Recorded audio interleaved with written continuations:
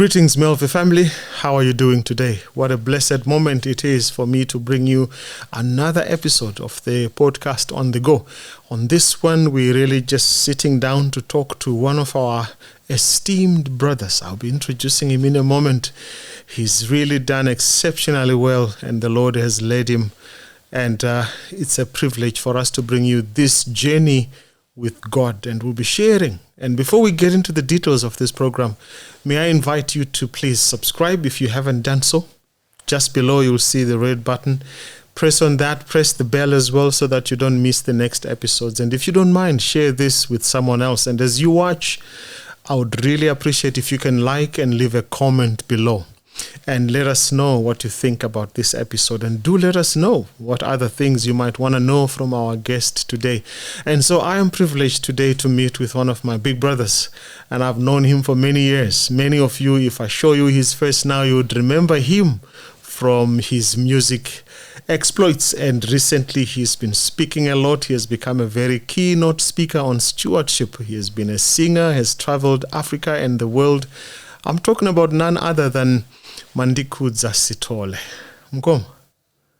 Greetings and welcome. Thank you. Wow. What a privilege. And thank you for such an introduction. I was thinking, is that me?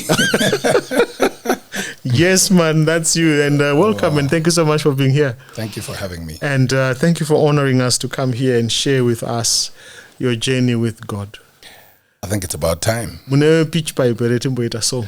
Well, Takai my pitch pipe. Sure. My vocal cords ango sara zawanyasha. Yeah. Oh my Lord. But yes. Look, here and there, I guess if you exercise it, you end up using it. But if you leave it, it becomes difficult. Yes, and I just want to honor you and thank you for those many years with shower power. Ooh. Yes. 28 to be specific. 28. That's like more than a generation. Almost 3 decades, yeah. Wow. Wow. And when you started this thing, we were still young. We were still fresh on our ears and nose. And it was a new style. Well, the group itself is 33 years old. I actually only joined 5 years into it. Okay. Yes. So wow. It may have looked like I was one of the founders because I've been around the longest. I think you've founded a lot of things in the group. Perhaps you could say that. But yeah, there were founders before me, and I joined, and my journey is 28 years. 28 years. Yeah. Wow. We were going to touch a little bit on that and also how it impacted your journey with God. But I want to go back and way back. When you first opened your eyes and you discovered Mandikudza Sithole, where were you, who was with you, and what was happening around there, and what do you still remember about that time? I certainly don't remember when my mother told me I was born in Midlands, Quickfire. Okay. Yeah, but I'll tell you why. Later on you'll discover why it's full circle, because then a lot then happened in Quickfire. Wow. So I was born in Quickfire. My father was a policeman. Okay. And my mother was a nurse. Wow. Way back in 1971. And you know, back in the days before independence, nurses, teachers, policemen were the careers that... creme de la creme. Yeah, creme de la creme for the Africans. Yes, and, So my parents were... with those two before they then transitioned later. So I was born in Quickfire. We then moved to Harare. In fact, we moved to Bulawayo first. My mother tells me we couldn't speak Shona because we could only speak Ndebele. Which is something I was being told. But I don't necessarily remember. My Ndebele bundles, when I look at them now, they're depleted. They're quite depleted. But my mother tells me we used to speak Ndebele because she's Ndebele. All right. Yeah, I'm Changani. My father is from Chipinge, yeah. But we then moved to Harare. My father was a policeman. So what I remember is starting my school journey in Mayborain at the Mayborain police camp. Okay.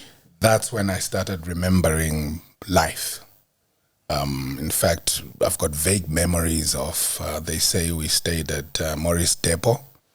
I remember an injury there at some point, and I remember my mother carrying me on her back, hustling. But my most vivid memories started at MelVee camp, because that's when I started going to school. All right. I remember I went to school at 5, turning 6. That was young? And I was young. So was it because the brains were so much, or it was just that you needed to be in school for them to be continuing to work? Well, what they tell me is this. There's a year and 4 months between my brother and I. Okay. So my older brother, they say even when he went to nursery school, I also wanted to go because we were almost like twins. Wow. Yeah. So okay. That's the story I was told. And grade 1, he had gone a year before me. So I think it made sense to then go a year later. All right. But back in the day, at MelVee camp, they used to run them like the schools in the Group A areas. It was in MelVee, so they would allow that. And funny story, grade 1, I was at the camp. My dad then quit, and we went and lived in Chitungwiza. And my brother and I got there. I was 5 turning 6 in grade 1, so I was now moving to grade 2, 6 turning 7. And they said, 6-year-old grade 2, no ways, hold your ear. Really? That you know that, I don't know what science is in that thing. If you couldn't reach your ear from the other side, you're too young. You're too young. So both of us were sent a year back. Oh. Because we couldn't hold our ears. So I actually repeated grade 1 because of that. But it was okay because we were young. I mean, from 5 turning 6 and then 6 turning 7 is still quite young. So that's when I went to Chitungwiza. All right. Yeah, but my memories of I think I got a lot of discipline lessons from my father, who by then was an inspector and a senior guy, and he used to discipline a lot of these, we used to call them recruits. Recruits, yeah. So my early memory is my father being a disciplinarian. So these recruits, new boys who are wanting to join the police force. So he has to orient and induct them. Induct them. Yeah. And so there was a lot of discipline there. There were some positives. There were also negatives there, but that's the early stages of my life. Yeah. So let's talk about that. There's your brother, there's your mom, there's your dad. Who else is significant around you who begins to impact who you are at that stage? Well, looking back, my family is a family of 5. Okay. Yeah, so I have an older sister, Thandiwe Sithole, and then I have an older brother, Jabulani Sithole. Yes. And then I'm the 3rd, and then I have 2 younger siblings. Okay. Who are Shansha Sithole, and then Pamela. All right. Yes, and then actually older than Thandi was my late sister, Lorraine. Okay. Had a different mother before my dad met my mother. All right. So there were 6 in terms of siblings. From your father's side. From my father's side, yeah. Wow. So that was a very interesting journey because I was in the middle. I had 2 older on my mother's side and 2 younger. Middle child syndrome also kicked in. Could it be that everything pivoted around you? It was all around me. You know, my mother was very close to the 2 older siblings. Yeah. Because of some dynamics within our family. My father had his own things he was dealing with that ended up getting my mom to be close to those 2. And then obviously the 2 younger ones were the babies. Yes. Yeah. And then obviously with my older sister, I was very close to my dad because of such dynamics. Yeah. I also became very close to her. So I was influenced by those because my family was very academic as well. My sister, very smart. So she loved the education. I mean, education side of life. Okay. Yeah. My brother, who came after Jabulani is actually still an academic. He's a doctor, somebody. Oh, did I tell you actually I met him in Nottingham? You met him in Nottingham? Yeah. Oh, my So goodness. I go to Nottingham for training, and I get this guy who's so sharp and speaks so well, and he says, I'm Jabulani Sithole. And I said, no ways. This name can only be from Zim. Whoa. And but because it was in the academic sector at the medical school, he was teaching statistics, I think, if I remember. And so we then met at church, and I'm like, Doc, you're also here. Wow. And he was a Sithole, but I only met the dots later on to say, he must be the big brother too. Oh, when we started doing music. Wow, he was lecturing you. Yeah, he taught us one of our courses. Interesting. And so can I identify quickly, he was a sharp head. Yeah, he was. Yeah. And it became a PhD, a doctor at a very young age. Mm-hmm. So you can imagine that, and I was in the middle in a lot of things. Okay. The older sister, smart, sharp. Older brother, serious with books. Outstanding, yeah. Younger brother, I loved to play. I loved life. What are you playing? I'm just, because I'm a different animal. I'm outgoing. Okay. The other two are not. If you met my brother, he's an academic. Yes. And very astute. I'm not doing down any academics, but socially they're out and about. Different, differently wired. Yeah. But I loved life because I think God gave me the full spectrum. I could do well in academics as well because I was always in the A stream. All right. But I was also very good in sport. All right. Totally. In fact, let me not blow my own horn, but I thought I was outstanding because I would get into provisional teams and first teams and so forth. Yeah.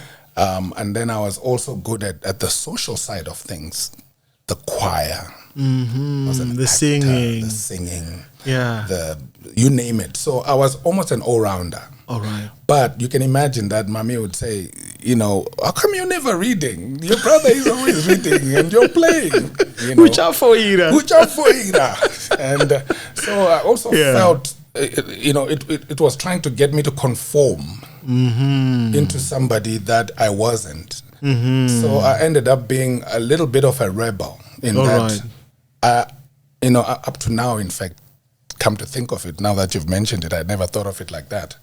I'm one of those guys who's not a conformist. I don't like to be put in a box and being told what to do. And look, I'm an independent thinker. All right. I will speak my mind. Yes, I will. And then I think one of the things that made me outstanding in sport and other things is that I was performing to belong. Okay, identity. I'm also here. Recognize me, because I'm a middle child. All right. Everybody else around me is getting attention. The older ones are getting the responsibilities. Yes. The younger ones are being pampered. Exactly. Where now you are just being sent around for everyone. I'm invisible. So it's like me saying, hello, I'm over here. Wow. So I had to then perform. I had to perform whenever I was in sport, perform, academics, perform. But I didn't give any particular side all the attention. I ended up, So this happened in primary school. Yeah. I also had a streak of leadership in me. All right. Yeah, because... in primary school, I was made a prefect. I was almost made head boy in primary school, in my thinking. But then there were a few who were, shortlisted, and then a friend of mine is late, and now, unfortunately, then became head boy. All right. Yeah, but it then carried on. I think in high school is when I then became head boy. But so I was almost balanced, in terms of not just academics, not just sport, not just the extracurricular activities. I had it all, the full spectrum. Wow. Yeah. Now, I want to know, at that early age, who brings faith into your life and how does it shape you? Is it at home? Is it someone in the school community, at church? How does faith begin to be part of your life? Wow, beautiful question. My grandmother. Is that so? And what's interesting is that she's from Jombe. She stayed in Jombe. Now you're in my area. Umadlala. And before I came here, I told my mother I was going to meet Melusi in Ndlalambi. Uh-huh. And she says, Ndlalambi, please talk to him about Jombe. Ndlalambis are from Jombe. Yeah, that's us. And she says, because I remember, because there was a bus stop, Slenje. Slenje. Yes. And there's a shopping center there. We used to say Ndlalambi Shopping Center. That's my uncle. And she asked me this before I came. Oh, good. And this was yesterday. Wow. Because we were pitching our tents for camp meeting. Wow. So we never used to go to my home area, which is my Chipinge. And there's a thread there in Chipinge when you talk about faith. Because my father's father, my grandfather, whose name I was given by Seni, was a reverend. In the Methodist Church. All right. And he was a reverend. He was a wealthy man, but he gave away his wealth and started doing God's work. And my father used to say to me, my father only left me a Bible and a pair of spectacles. Wow. And he was unhappy about that. He wanted the money. He was like, my father only left me a Bible and a pair of spectacles. Wow. But he used to always call me his father, Muribaba, because I have my father's name. His name. His father's name, Baiseni, which is my middle name. All right. So, Bible and spectacles from my grandfather, but I don't remember him much because I think he died before I grew up. And we never used to go Kumusha. By then he was not there anymore, but his wife lived with us, who's my father's mother. So the only Kumusha we would go to is Jombe. Okay. Jombe was my grandmother, Umadlala. Madlala would always talk about Christ, how he died for us. You know, I knew this phrase called Uphawu lwesilo when I was young. It was That's a deep big stuff. word for a youngster when I started knowing it. Mark of the beast. Mark of the beast. Uphawu. Wow. Uphawu lwesilo. She read all the way to Revelation. She went with us from 0 to Revelation. You know, there are songs we used to sing. Sorry. Yeah. Yeah. Okay. Sorry. That's it. That's where it comes from. Right. I can see it. Yeah. Yes. My grandmother would make us sing, you know, Langa lomphefumulo wami every day. Sindisiyo thandeka yo. Yeah. And every morning, every evening, it was set. Prayer, God was the center of her life. And we had a glimpse of that every holiday.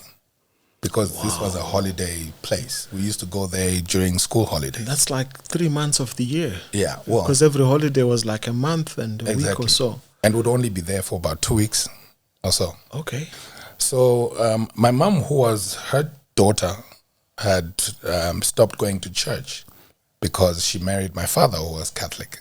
And my father used to call himself Catholic, but he didn't go to church. All right. So she also didn't go to church. So we didn't grow up going to church at home. Okay. But whenever we went to my grandmother's place, every Sabbath, church. Wow. So that's where I saw faith, the hand of God, how she was kind, generosity. The reason why I got a bit emotional there is because she eventually lived with me. She died in my home. Later on in life, yes. All right. But it hit me just now because I didn't know you were going to ask me this question. This is what it is about. This is the journey, man. Oof, I didn't know you were going to ask me that question because it then hit me that, oh, yes, that was the thread. That was the moment. That was the person. So whenever we went Fafe, you know the Fafe? Yeah, Emapuleni, Fafe school. Fafe school was where the church was. Yes, I remember her walking, light-skinned. Yes. Madlala. Yes, I remember her. Because I did my grade 1 and grade 2, 1980, 1981, thereabout 82, at that school. You don't say. I'm telling you. And so Slenje was the bus station. Yes. So there's no way you could miss that home. Okay. And they were well-to-do as well, by the way. They're They had very beautiful wealthy. homes there, Yeah. and it was a very symbolic place for the village. So, yeah. I remember there was a battle for which station must be put up there. You know, there's one closer to the shops here, Gontalambi, and the other one up there was Slenje. And they ended up settling for 2 bus stops. They were, and they were both Slenges. Within the space of 300 meters. Yeah. Yeah. Wow, beautiful. I'm glad to hear that was your moment to really pick up your faith from there. And so you grow up and then you get into school. So maybe if you can walk us through your journey with God in your education. Yeah. Now, I'll tell you what happened when Matladla planted a seed. Mm-hmm. I then went to high school in Mebarine where we grew up. In fact, when we went to Stungwiza, we were in Mebarine first at the police camp. Mm-hmm. We then moved to Stungwiza, Unit C in Seke. My father had a house there. And then he eventually bought a house in Mebarine. Mm-hmm. So we came back to Mebarine, but now in the full houses. All right. And that's where we then went to school, Hague Park Junior School. Okay. And then I went to Ellis Robbins back at Mebarine, in Mebarine. But now, when I was at Ellis Robbins, I really didn't have an identity of who I was because I was only Adventist when I went to my grandmother. Okay. When I came back home, there was no church. All right. So I tried looking. I had a thirst because I think my grandmother then eventually got ill. Mm-hmm. She then moved into her son's household, which was in Blawayo, Eluveve. Mm-hmm. And we stopped going ekhaya. She's no longer there. She's no longer at home. She's no longer in Jombe. Mm-hmm. And so I was thirsting for the Lord. Mm. And because I had an independent mind and because I had a household where we were not any particular denomination, mm-hmm. I went to many different churches. Yeah. Went to the Catholic church, few services. Went to the Methodist church. There was a Methodist church very close by. Mm-hmm. Went to the Anglican church. Remember, there was an Anglican church. And friends were there too. I couldn't exactly find what I was looking for. I almost settled for a very nice church in Mebarine right now, which is being led by a friend of mine called Joseph Magwaku, called the Covenanters. It's a Pentecostal church. Okay. Because there was a lot of warmth there and so forth. Mm-hmm. But back in the day, I still didn't feel like I had found exactly what I was looking for because there were too many questions that were not answered, that could not be answered where I was. And by then I was now playing rugby, so Sunday was convenient to go to church. Because a lot of matches were on Saturday. I can identify. I know what you're talking about. Yeah. And then the Lord just said to me, you know what? Go to the church where your grandmother used to go. And by then my mother had almost started to come back to church. Wow. Yeah, because my dad was abusive. So he didn't allow my mother to go to church until eventually she had to go through by fire, by force. Yeah. She then ended up going because she realized that her faith was more important. I then got baptized in 1989. I was in lower 6. And this in high school was almost at the peak of my sporting career. Yeah. So I'd go to rugby in the morning. Yeah. I'd go to church in the morning and then I'd be playing rugby in the afternoon. Okay. Or I would skip. I would go to rugby in the morning and I'd try to be in church in the afternoon. I just got baptized. I was still pretty much fresh and new.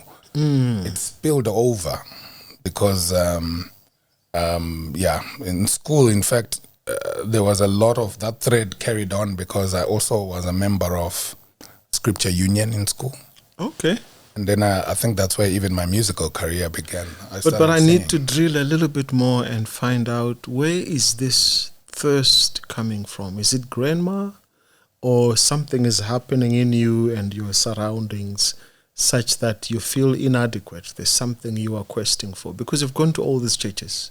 Yes. And here you are now going to Grand Mass Church. Here you are getting baptized. Right. What's driving you that far? What is God telling you at that age? What is it that you're looking for? I then realized that I had a love for God very early on in my life. My father used to say, "You remind me of my father."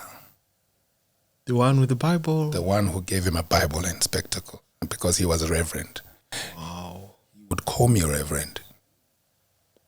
Because I didn't know it then, and some of it I'm actually only thinking about it now. Wow. But I actually had a love for spiritual things way back then.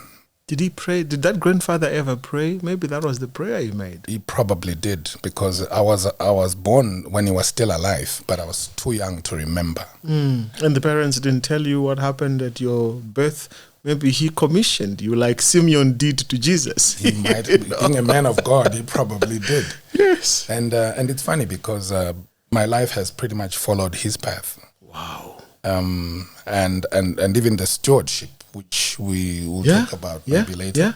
Your ministry journey. Is pretty much how he was. In fact, the reason why my dad was angry with him is because he was a very wealthy man with many cattle and a lot of things, but he gave them all up for the sake of the ministry.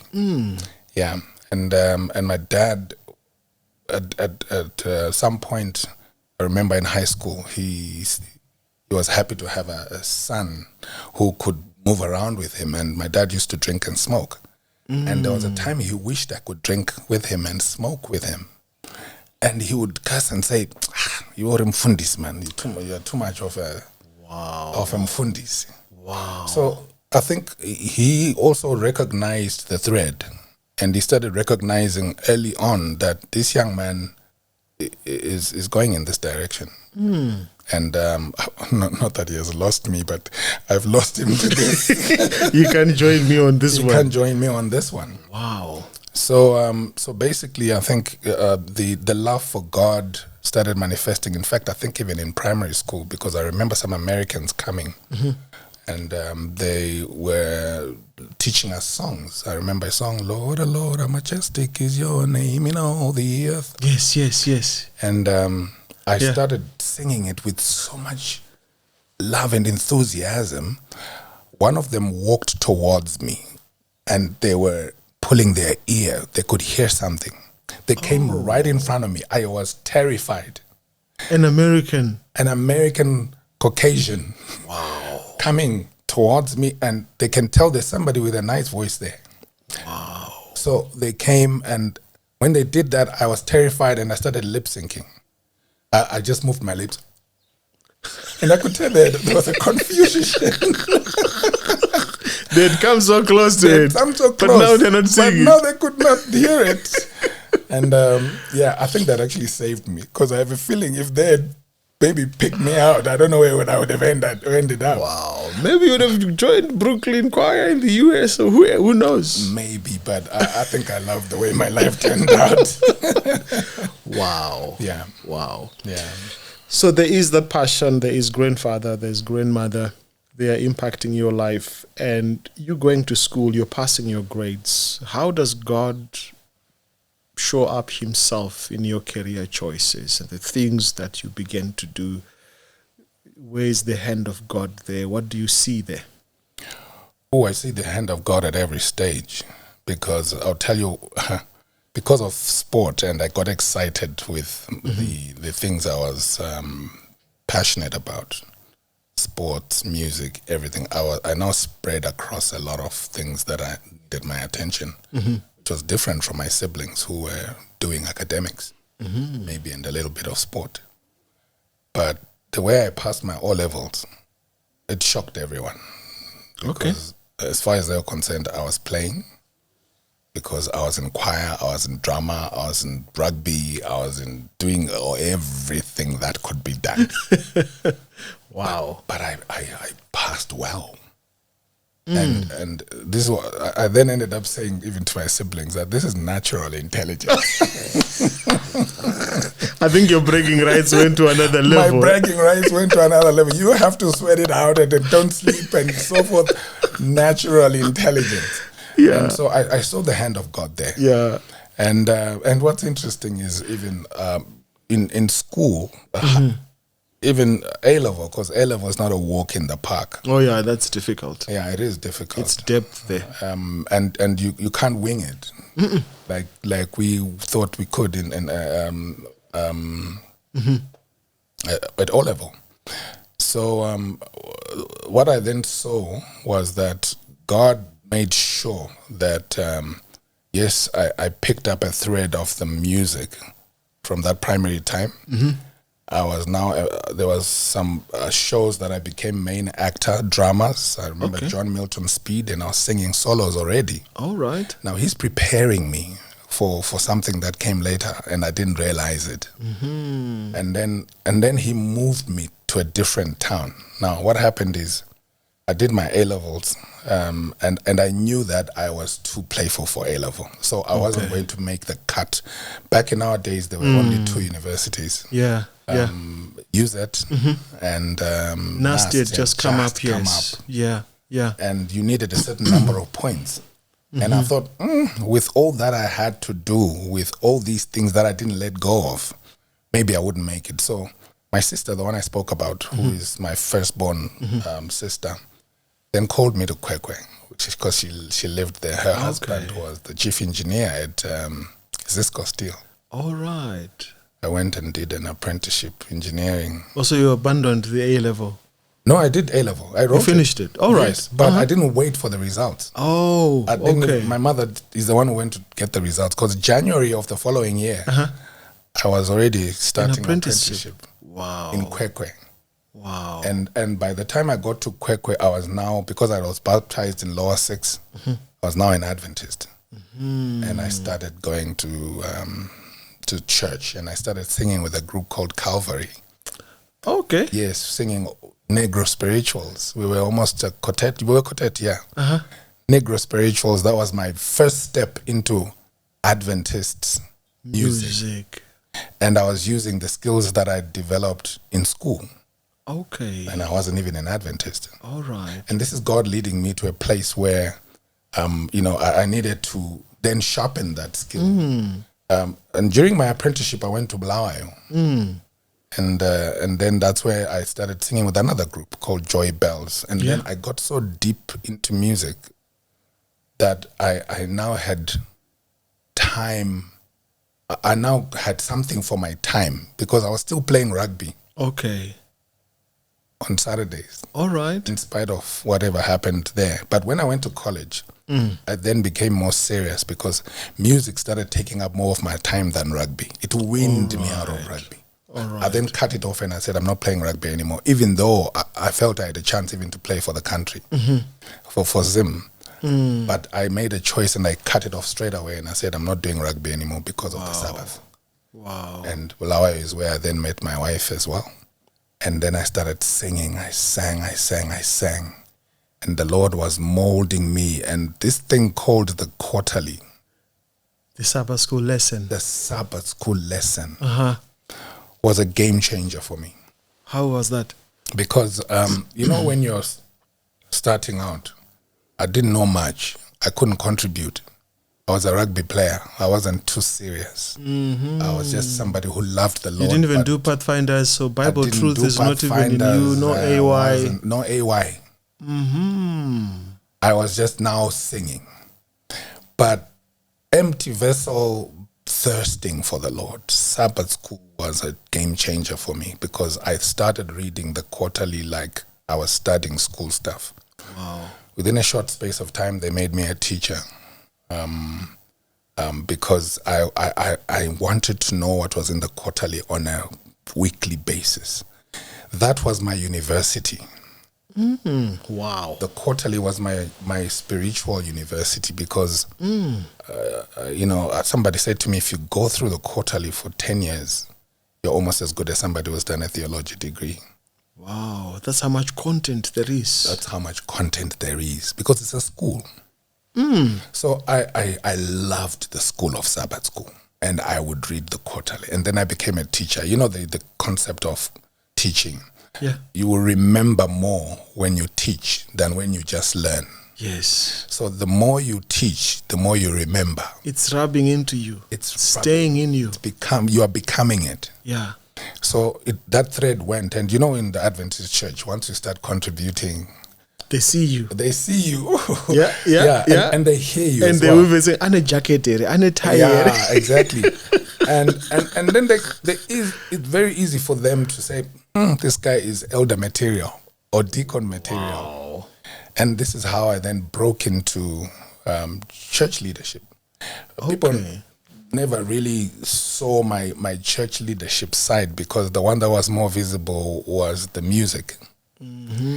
Because because I was contributing, because I was teaching, because my doctrine was sound, I then had a two-barrel ministry because of my love for Christ.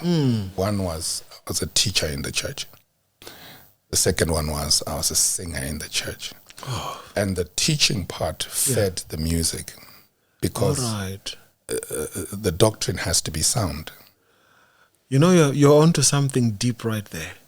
Because some of the music we listen to, we always judge it on the lens of the doctrine. And there are some songs you wonder, was this composed by an Adventist or not? Yeah. And I like that idea. And I guess that's one thing perhaps you've said, which I'm like, wow, this is powerful. It's true. I'll tell you what, having been in Shower Power for 28 years, rubbing shoulders with many other musicians and many other ministries, I've seen that musicians, if they're not careful, they can just be empty vessels with a nice voice. Empty vessels with a beautiful voice. And when the doctrine is lacking. When the doctrine is learning, or even just the truth or the knowledge of who God is. Wow. And this is why sometimes you can listen to a song and you just feel like you're being entertained. And I'm sorry, and it's even sad to say, this is not just about our style of music, which is a cappella. It's especially true even in choir music, choral music, yeah. It's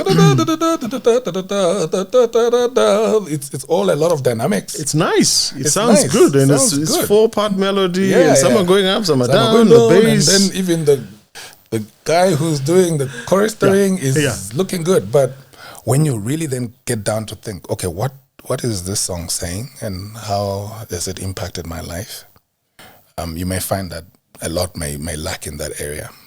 I didn't realize. In fact, I love that there's no script for this. Yeah. We're just walking through those pathways, and seeing what we're seeing. Yeah, because I loved teaching the Sabbath school, and I did it for a long time until I was made an elder in my 20s. Wow. And then so the music was now coming from that journey as well. My side of the music. And even as the others were composing in Shower Power, we would sift it through using those lens.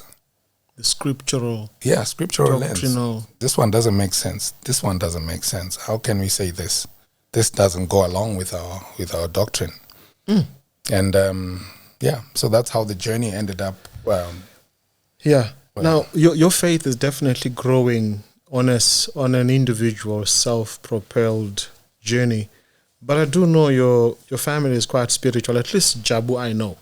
Okay. Jabu has been one of the most profound musicians I've met. He directed our group in Nottingham. Really? We had this what did we call it? Is it Advent Heralds or Advent Herald something? Some now. Yeah. Because when I got there, the guys were busy with this thing, and he was so good with this thing. And so I think the music was definitely something that God gave you as a family. At least you and your brother, I do know. And I know when he watches this, he knows what I'm talking about. He was my director.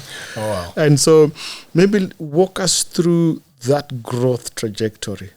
you are now done with your college in Kwekwe. Right. You're working. Right. In Bulawayo. No. I went to Bulawayo was part of my Kwekwe journey, because when you're doing apprenticeship, or you're posted to some companies, years you have to go and do academics straight. Okay. Then you get back, you go back. Yeah. So you're still in Kwekwe this time? I'm still in Kwekwe. All right. And then I'm coming back. But when I finished in Kwekwe, I then moved to Gweru. But anyway, carry on and ask your question. My interest was how you then moved from Kwekwe. Oh, I thought you were in Bulawayo already. At that time, you were professional. You've got your qualifications. Yes. You are now strong in your biblical doctrinal life. You are teaching, you are singing in church. How does God lead you from those early years and propel you into, because one of the highest and biggest limelights of your life is shower power. Yes. So how do you connect with shower power, and did they see that American style of coming to you on the ear and saying, that guy can sing? How do you get into shower power? Because it has already started.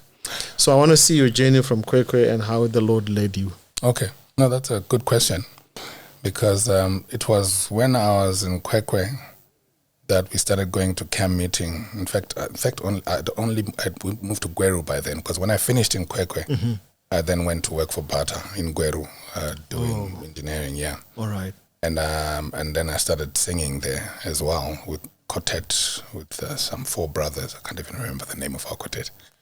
And we had a camp meeting where we used to go to Anderson with Pastor Eugene Franch. He used to organize that. So I sang at that camp meeting. Yeah, and one of the songs is still significant. I still sing it up to now. We started following, back in the day, this group called A Cappella Company. Yes. And by then, we used to get a copy of a copy of a copy of a cassette, which was dubbed.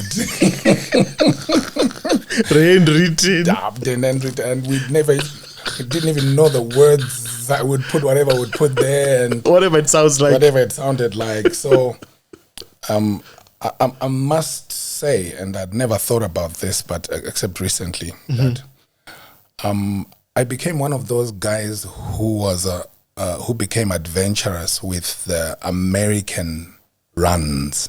Okay.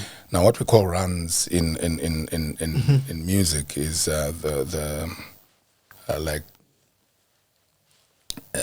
Americans do a lot of vocal dynamics. Unlike when you listen to King's Messengers back in the day, those were King's Heralds. They were straight. Da da da da da da da da. Yeah. But we started going, ooh, yeah. Oh, yeah. Those kind of runs. Those are good things in my church. So back in the day, I became one of those guys who said, look, I'm going to take this American thing on. Okay. Yeah, because I loved a cappella that much. Yeah. I'm going to take on these In fact, when a cappella hit Africa, many of us went crazy. Yeah. Back in I remember days. Some of my cassette collections were just a cappella company and all of that. And so that was the style everyone was crazy about. And those guys had melody and harmony. Ooh. And there was a guy called Way Bendine. Yeah. And another one, of course, Pendergrass was one of them. George. Yes, Pendergrass, I remember, yeah. I then got this cassette and started singing this song called Rescue. I copied it. Exactly. I copied it. I went through the runs. And back then, I had not heard anybody who had dared to explore those runs the way they were done. Oh, do you know? Exactly. Yeah. Every idle word. And I sang at camp meeting. Oh, in fact, to tell you what, I had actually already met Shower Power by that time. Not met them, I had heard them. Heard them sing, yeah? In Kwekwe. They blew my mind. I heard them sing a song called Praise to the Savior. Yeah. And I was like, oh, there's something like this in this country. And I was like, I was blown away. And this was around 95, 96. Blown away. So, in fact, around 95. And then by the time 96 came, I was now singing at camp. Okay. And I was singing a solo by myself. And I sang Rescue. Wow. And the guys were there. From Shower Power. Shower Power guys. So that's the solo I would sing and take those dynamics and people. So they then saw me there and said, when are you coming to Harare? When are you coming to Harare? And I always used to go for camp meeting. Yeah. And that's the beauty of it. All right. So camp meeting is where I sang the song. Camp meeting is where they saw me. And then they said, when are you coming to Harare? And then, I only had a short stint in my engineering life, because after 2.5 years of engineering, I decided I wanted to go into business, into marketing. Non-conformist. Yeah, I said, this is not taking me too far. Yeah, that mindset is catching up. Mindset. So I did another 4 years studying a business degree, marketing. Wow. And I didn't realize that God was actually behind that, because the engineering was not a waste. Okay. Yeah, because I then combined the business and the engineering. All right. And the business side was also something that Shower Power would need at a later stage. Okay. In terms of the structure, the marketing, the thought process, the thought leadership, the vision, the conceptualization of things. How you can keep something consistent. You know what they say about a life cycle of a business? Yeah. You have penetration to get into the market.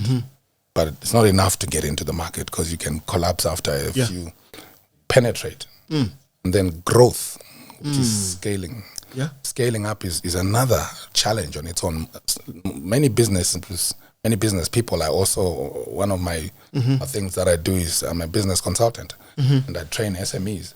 All right. They struggle to go from an artisanal business to scaling up to becoming a full-blown business where you're employing others. Yeah.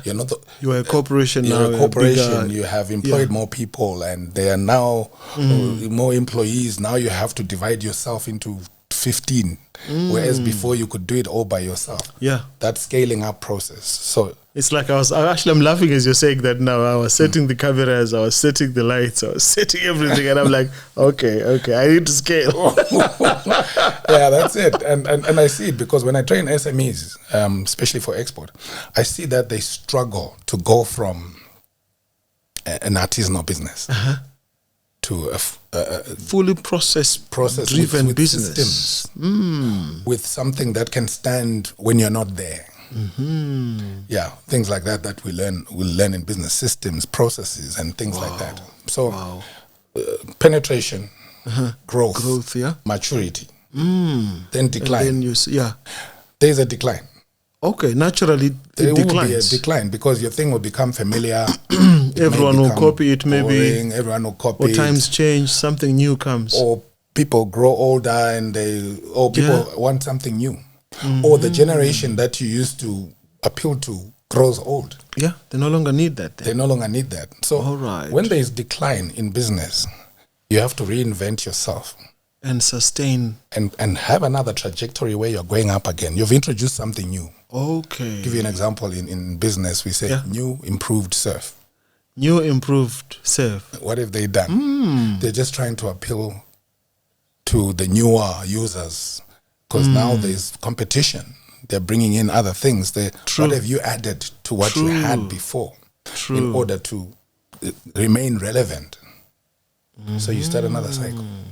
And then once it starts declining again, what do I do?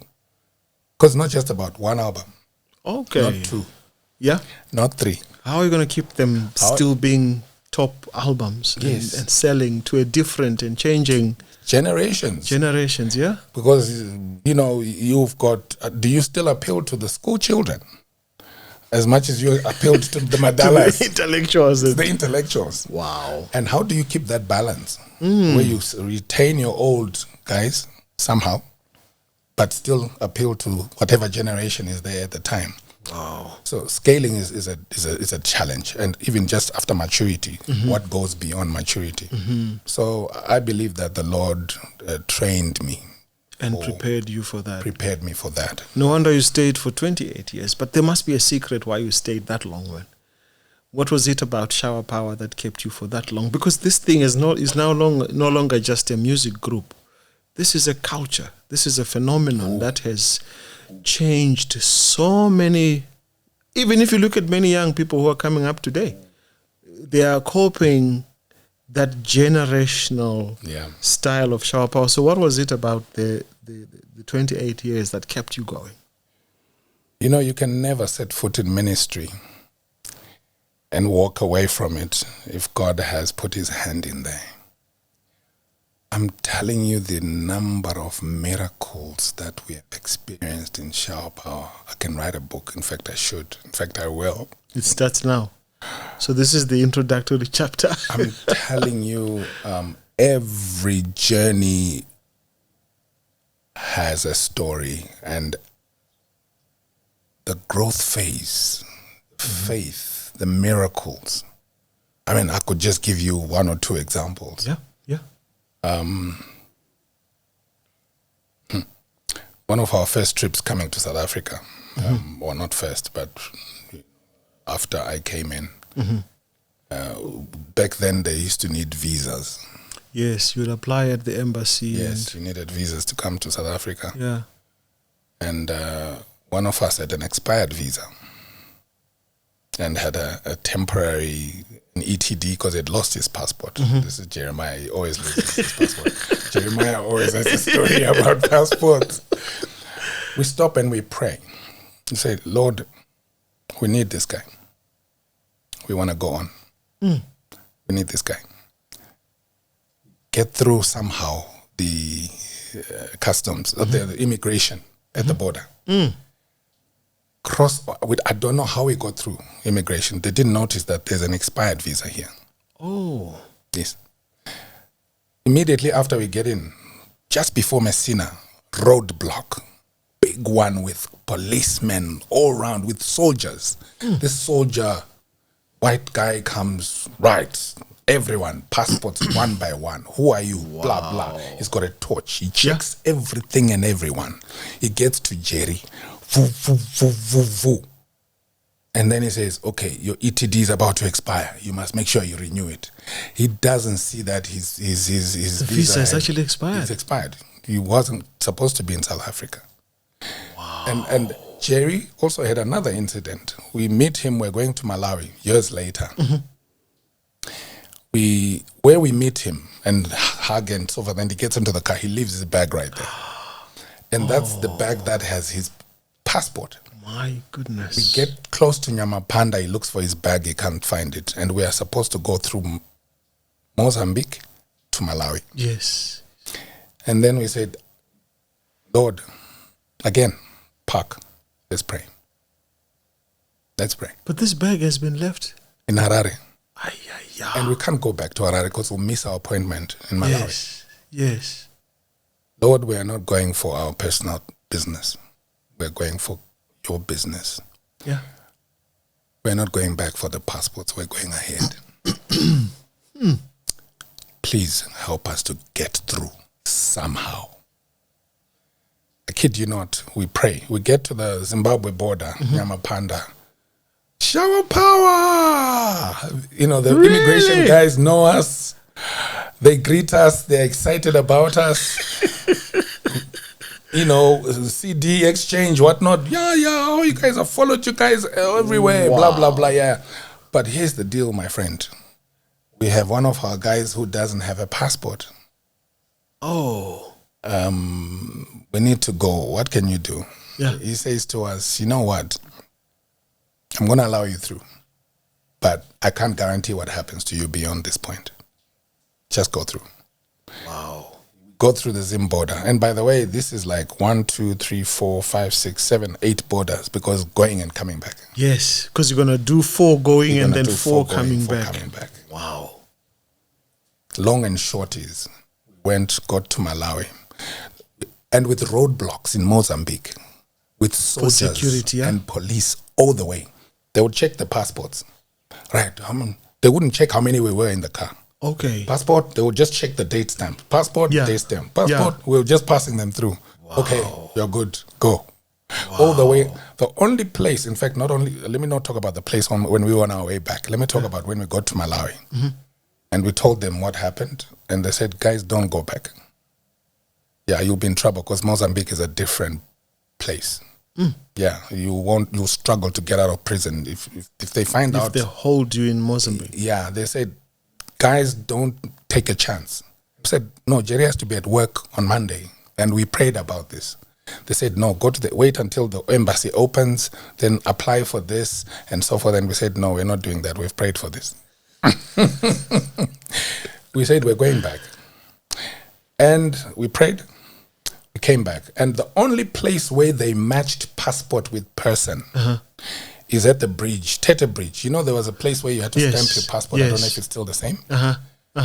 So I got out to go and get the vehicle papers stamped. Yeah. And I left my passport in the car by some God's provision. Okay. So now there were 5 people in the car and 5 passports. And I was the 6th guy. And you are excluded from the car. And I am excluded. This time there is a competent, let me not say competent. This time there's a soldier who really wants to check. Like, how many of you are there? 1, 2, 3, 4, 5. Give me 5 passports. First time it's happening. So happened that yours is part of the 5. Mine is part of the 5. And so it matches. My face is in there, but he doesn't check. So it's 5 passports. 1, 2, 3, 4, 5. It never happened all the way in. Checks. And he's only checking dates. And he's checking that they are valid. Wow. But never checked the faces. Wow. Came back. We praised the Lord. Miracle. Let me give you one more. Yeah. We decided to drive, because back in our days when we were opening the ministry, we were driving everywhere. All right. We decided to drive to Rwanda. They kept inviting us there. They couldn't afford to drive us. They couldn't afford to fly us. We said, we'll come there on our own account. And how were you going to get there? Rwanda has now more borders than Malawi. Yeah. Good question. We just said we're going to Rwanda. Took a trailer, filled it with food and water. Said, guys, let's go on an expedition. We're going to Rwanda. Do we know how to get there? No. There's no GPS those days, right? No, there was. GPS was on iPad. But okay. We for some reason, this is interesting. For some reason, we decided not to use the GPS together. We just knew that we were going to go through Zambia, Tunduma border, Tanzania, and then Rwanda.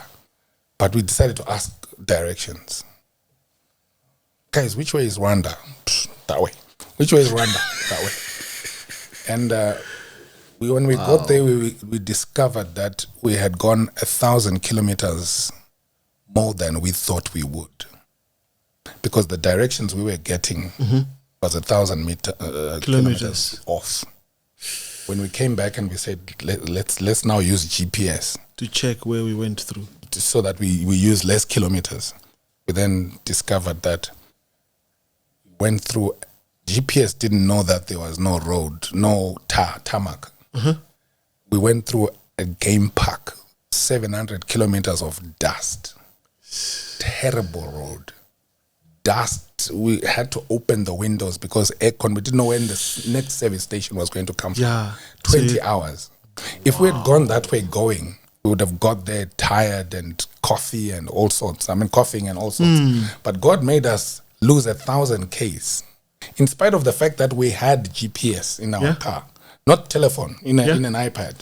So when we came back, we had 20 hours of dust, and then we knew why God didn't do this, didn't allow us to go through in the first place. But here's the interesting part. We get to the equator, because from Rwanda we crossed over to Uganda, because we wanted to sing there as well. By the way, that's where Jehovah Shalom first saw us. They were not even a group then. They mentioned it. They were young guys. They were young guys.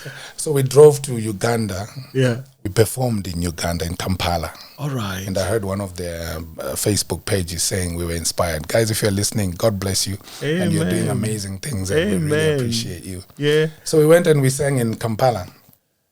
On the way back to Tanzania, we passed through the equator. Took pictures. Jerry again. This Jerry guy. Jerry, he's got our money. Jerry, sorry. Hey, I got many stories because we were together for a long time. Jerry and I have stayed the longest in Shaupa. He's been about 24 years. I've been 28, yeah. All right. He puts our money in a jacket. We get to the equator, baby. We're taking pictures. Equator, baby. And then we leave 150 Ks. We're going through pictures. Yeah. Jerry, now, where's my jacket? Can't find the jacket. Ooh. And that's where the money is. Almost $1,000 US. Ooh. Maybe we left it at Chigara. We're staying with the Mlingos. All right. Okay, maybe it's safer there, hopefully. So as somebody's flipping through, they see. So someone picked it up? No, they see. While we were still in the car debating where the jacket was, because we wanted to see whether, because that's where some of our money Oh, was. you're checking the pictures? So we're checking the pictures and we realized that no, the jacket was there at the equator, 150 kilometers away. Question, do you drive back and find a jacket that has been left for that long with $1,000 in it? And hope you still find that $1,000? And hope you still find it and risk losing the fuel that you now need now that you don't have any more money. Top up. And we said, no, let's pray. Pray. Lord, please give us back this money. We need this money. Give it back to us. But we're going ahead. We cross over into Tanzania. We endure 20 hours of dust. When we are getting to the end of that dust, close to a place called Mbeya, somewhere in Tanzania, phone calls start coming through because the network is now there. All right. The rest was a game park. Wow. No network. Yeah. Somewhere close to Mbeya, phone calls. Guys, people are calling. Someone is calling from Uganda. Apparently, you left something at the equator. Really? You know what happened? Someone found the jacket, found the $1,000, searched and found a SIM card, which is not even a Ugandan SIM card. Puts it in, finds some phone numbers. Wow. I think he found one written wife. It's not even a Uganda one, it's a Zimbabwean one. Wow. Phones Zimbabwe. And it says, do you have anybody in Uganda? Because we found a jacket here. $1,000. Yes, my husband was there with shower power. Okay. Don't know if you have a way of telling him that we have got his money here. Wow. They start phoning us. They tell us this thing. Someone found it. Okay, what do we do? Tell them to phone the Mlingos. Okay. Mlingos had to travel some, 100 or something kilometers. Yeah. Go and meet this guy. As far as I'm concerned, it's an angel. Had to be. It's not this guy. Yeah. Because imagine you come up, you find a jacket. Jacket, anybody? Going once, going twice? With $1,000. Gone with $1,000. You wouldn't even tell anyone. Thank you, Jesus. This is my answered prayer. Because you're saying that the other time I sent e-wallet to someone by mistake, I missed one digit. Right. Yeah, it was like $1,000, 1,000 rands. By the time I discovered I sent it to the wrong person, I'm trying to phone that number. The guy tells me, I've already collected the money. Ooh. It's gone. And I've bought some stuff already. This is like within an hour. Ooh. So that definitely speaks a lot to the spirit of that person, that they must have been sent by God. That's it. It could only be God. And they, long and short is that they gave it back to the Mlingos, who sent it to the account, my account, because I had the card that we were using. You could access swipe. it. Wow. And we got back to Zimbabwe. We got our money back. Jerry. Can you imagine, Jerry? But the thing about it is that the way God always comes through when you are doing His work, that's where you find the miracles. 28 years, man, of such stories is not a joke. That's a lot of work. And of course, you had many albums that you guys worked on. Absolutely. Now, it's interesting that your testimonies have to do with money, because you then became...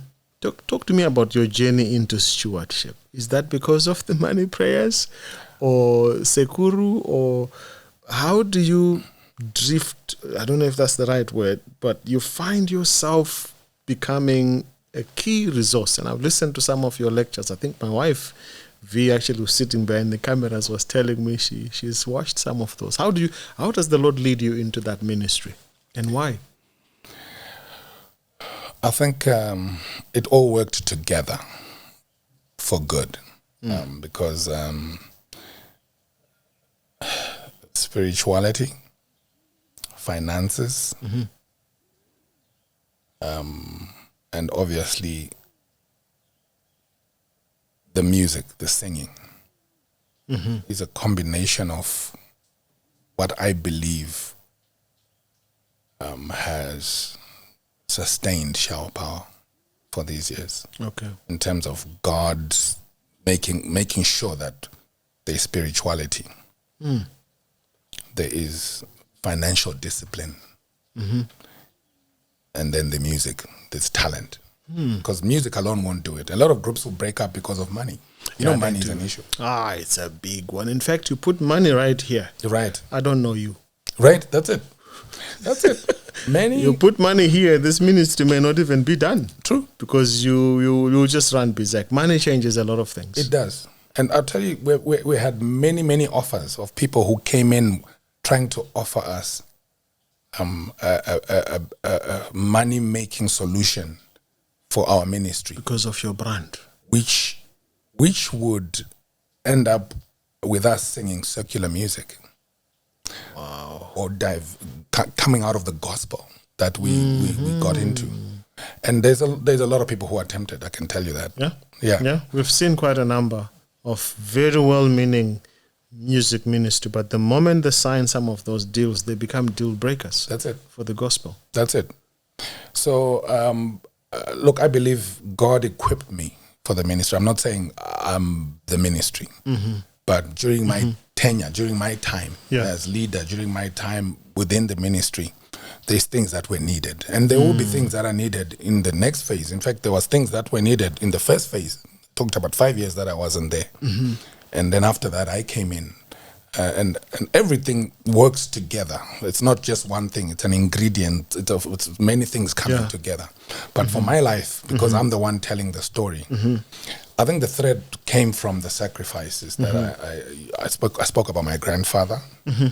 My mother was very sacrificial too. You know, we just grew up being people of integrity. People of integrity. Up to now, my mother is still in stewardship. People who are honest and who have integrity. My father as well was, because we also were, my father and mother, having been policeman and nurse, ended up being entrepreneurs. Okay. And we would go and sell at their shops and so forth and so on. So discipline financially came in. And then another thing that had to happen in Shower Power early on, you know, when you get into a ministry that is still young. When I got in, it was 5 years old. By the time we recorded God in His Mercy, it was about 7 to 8 years old. Okay. You needed to put in a lot of your money, sacrifice. And you then realize that you can't wait for anybody. You have to pour in your heart in order for this thing to bless you. You have to pour into it. So we would put in, I won't even begin to speak about the personal sacrifices that had to go into Shower Power. It's a lot of money that had to, and then you start to see how God starts multiplying it in your own life. All right. Indirectly. Because you know, a lot of people, when they looked at me, they thought I made money from Shower Power. And I heard many stories like that. When I bought my first Hilux, 2008, they said, I think I'm more than a Shower Power. Yeah. And yet, even up to this day, and I kid you not, you never make money from concerts. Okay. And from in the ministry, when you look at what you put in and what you get out. What you get out, yeah. Otherwise, if we did, a lot of people would make a lot of money out of this ministry. But there's no money. Some people even come to me and say, can we do a benefit concert for so and so, because they see our concerts, they see the numbers in there, and they think people are making millions. Right, they work out the math. They work out the they math. paid this much, and there's so many people, so they made, and they don't see what you put in. They don't see what you and put what in. it costed. Yeah. And then I always say to them, you know what? If we do a benefit concert, we're going to make a loss. Instead of putting 20, because right now the budget for a concert is 24,000. Wow. But that's the last one that we did. We scaled it up from 5, 10, 20, because the world is changing. We're also evolving. The demands are changing. People are actually being exposed to better and so forth. So our very last concert was about 20-something thousand. And somewhere along the line, some good Samaritan came and sponsored us 10,000 worth. Wow. But you still have a 14,000 deficit.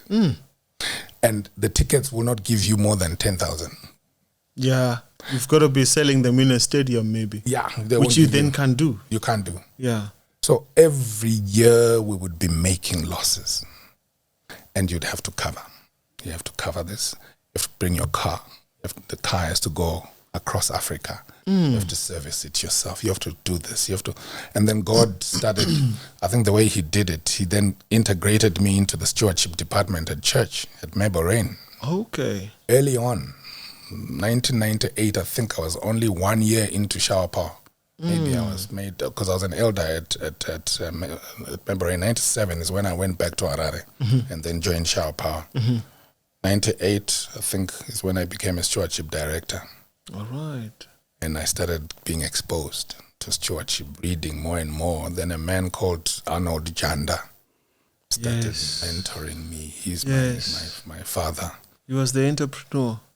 No, Arnold he was also an entrepreneur. He used to have buses as well. Okay. But he's probably not the Janda you know. I'm thinking of the one who had, that's the one from Highlands, yes, who had JJ for events company, yeah? Yeah. No, it's his, the other one? His younger brother. I see.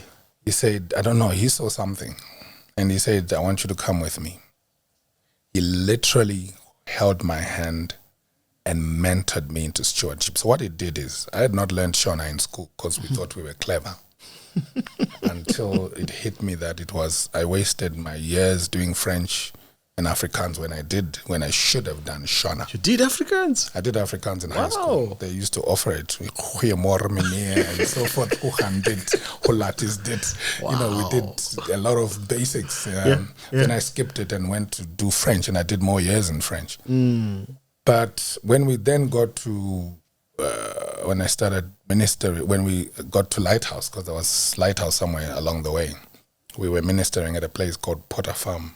We looked for somebody who could minister in Shona, couldn't find any on this day.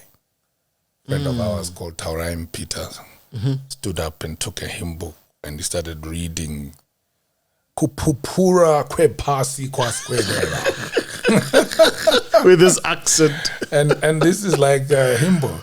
And so forth. But anyway, well, it was a turning point for me because I then said, why can I not speak fluent Shona? Okay.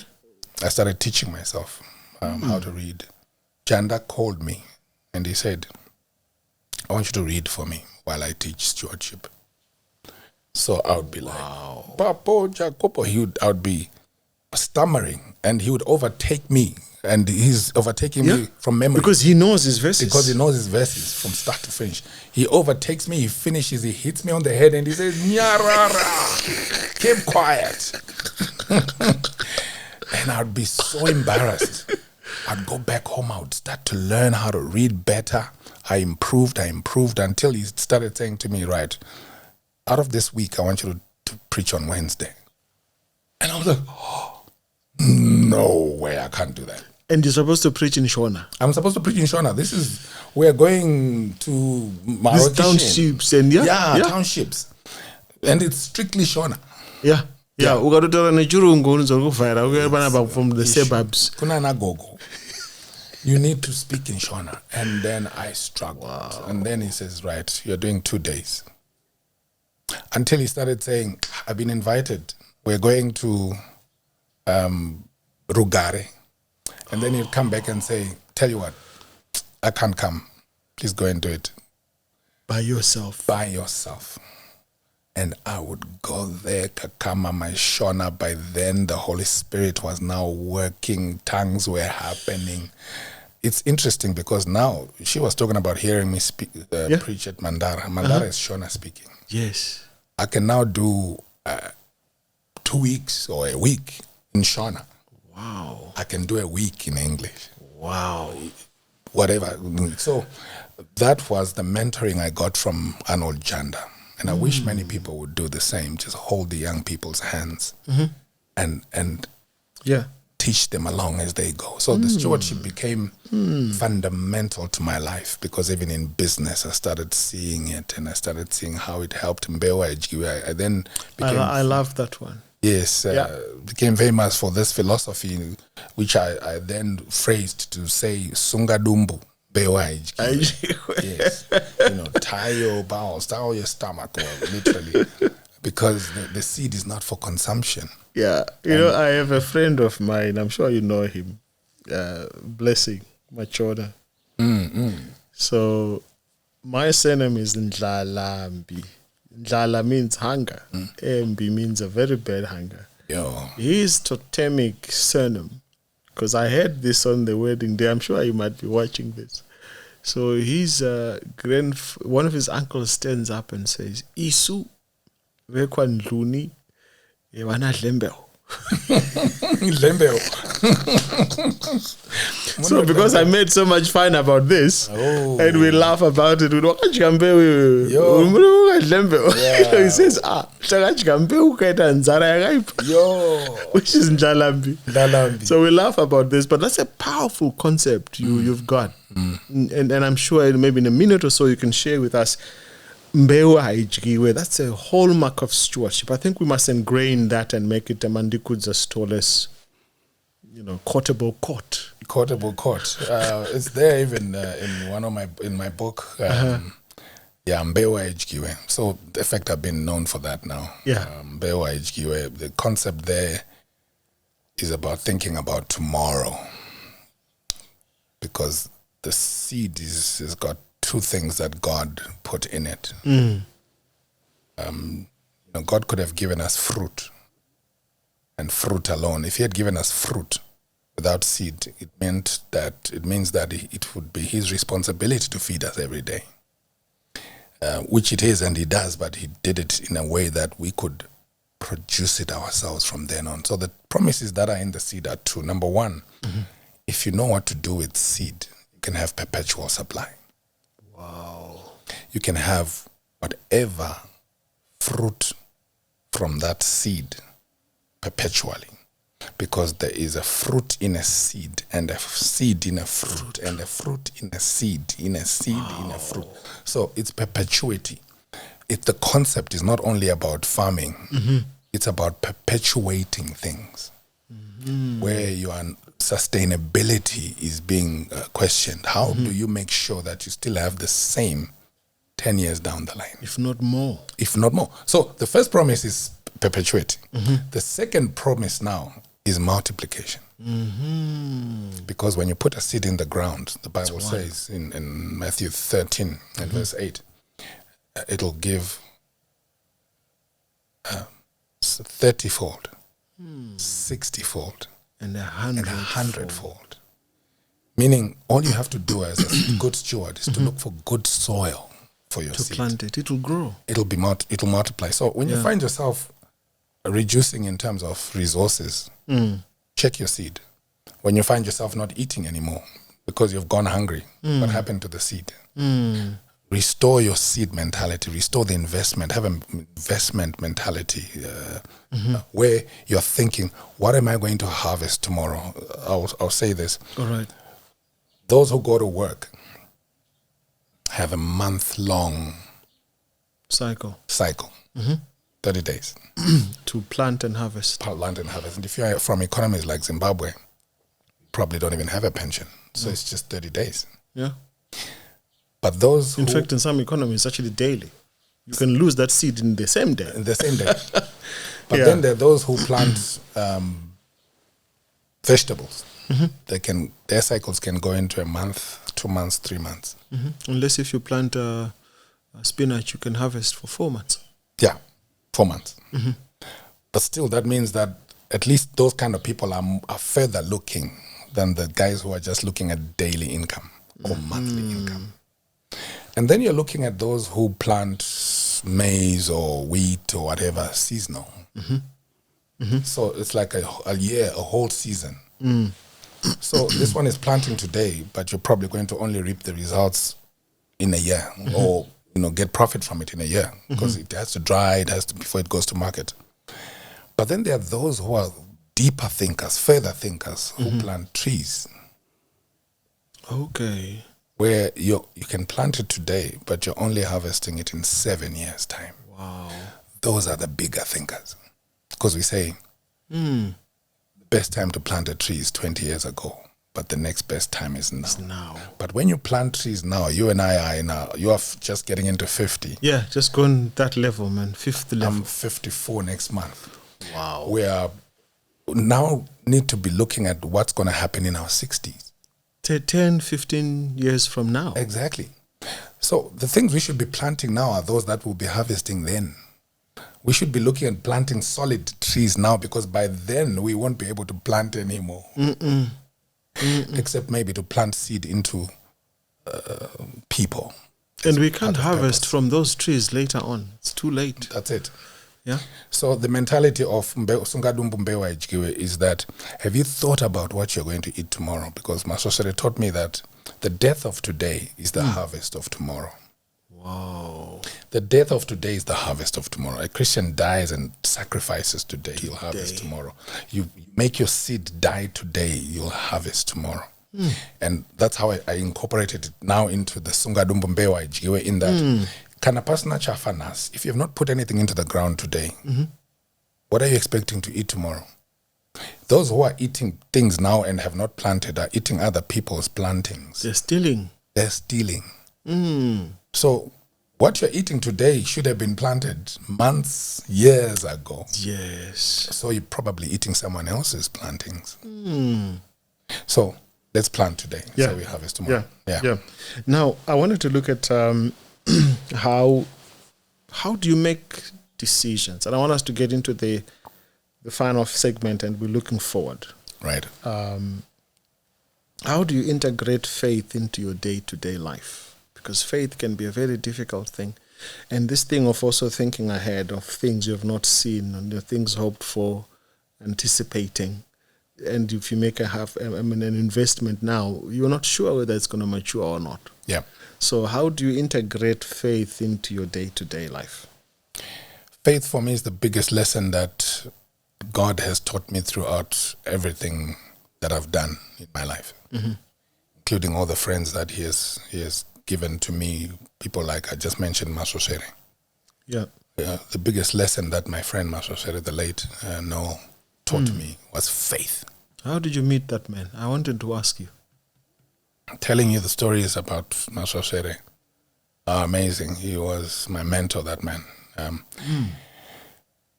We first met at a distance when Lighthouse went to his house in Gweru. But because there were many of us, it was difficult for him to pick out a single person and for us to have a personal relationship.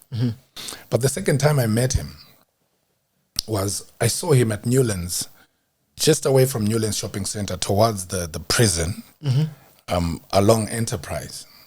And usually there's a bus stop right by Newlands Shopping Center, but he moved right across. I think there's a car sale there, down on the way towards the city. So I'm on my way to Newlands, and I noticed Masosere on the other side, looking sharp. He always looked sharp. Yeah, with his bag. Yeah. And I'm like, oh, I know that man. Oh, I'm sure he needs a lift. I made an immediate U-turn. And then I went and I said, okay. Mama Masosere, how are you? I remember your face. You came to my house. Yes, with Lighthouse. Yes. I just saw that you look like you need a lift. Yeah. Where are you going? I'll take you there. I've got time. And he says, I'm going back home. I'm going back to Gweru. But you can take me to Showgrounds where, he was going to get lifts. Okay. And I said, no problem. And we're talking and they're saying, yeah, I've seen you, da. All right. And then on the way, I just felt inspired to bless him. I had some money in my jacket. All right. And I just said, you know what? Here's some money. He didn't ask for it. I just felt like I needed to bless him. Could he buy something on the way? And I gave him quite a significant amount at the time. And then after he received the money and he put it in his pocket, he then said, let me tell you the story. I didn't have a cent on me. What? I didn't have a cent on me. God sent me here to speak to people at the division. At the time, the division Yes, it was just at Newlands. Yeah, I remember. So he has just walked down. He had just walked down. He says, wow. God got me here. I don't know what lift he had got from someone who dropped him off. He said, and I said, God, I'm done. And I want to go home now. I'm not going to stand by the bus stop. I'm going to stand somewhere. You do your thing. I want to go home now. Wow. And he didn't have a cent in his pocket. So little did I know that God had used me now to be part of this prayer. The money I gave him was what he then used to get back to Kweru. Wow. He just stood there and waited. He said, when he was relating the story to me, he said, I just told God, look, I'm done and I'm waiting here. I'm waiting for you to bring somebody or bring something that will take me home. I'm not going anywhere. Wow. And when I asked him if he had been there for long, he says, not really. That's how much faith that guy had. And this is rubbing on you. This is rubbing on me. This man has just... And then he used to be a teacher at Anderson. Yes, I remember. He quit his job. He quit his job to do ministry full time. And now we became so close. Whenever he was in Harare, he'd come and stay at my place. And he would tell me all these stories. Wow. And he would tell me, we traveled together, with Masosere and Shower Power. This guy who was an evangelist at heart, would go to the council and to the police, ask for permission to block a road in Kwekwe. He would talk to the Tooms guys and the halls. They'd put a truck. With the PA system. Put a PA system. Shower Power would come, sing. People would gather. Then he would preach. We did it in Kwekwe. We did it in Gweru. We did it in Zaka. We did it in Rishawane. We did it in Mutare. Wow. We did it. We then would travel all night in his car. Taka Squeezer. So he had a BW, which was a Golf-like, but not the sedan type. Yeah. But not the station wagon, but the sedan-like. Uh-huh. We would squeeze up in there, drive all the way to South Africa from Harare. Wow. Go to some rural place, sing there, and he would preach. Wow. So we became so close, and my life actually was fashioned by that, because I then realized that God provides. He does. Even the choices of jobs from then on, because I was still in the corporate world back then, I would not take a job unless it would give me enough time for me to do ministry, unless it would allow me the freedom to do Shower Power, unless it would allow me the freedom to travel whenever I needed. So I then realized that, look, you know what?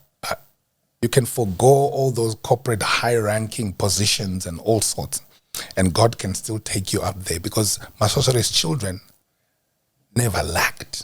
Up to now, they are high-class citizens of this world.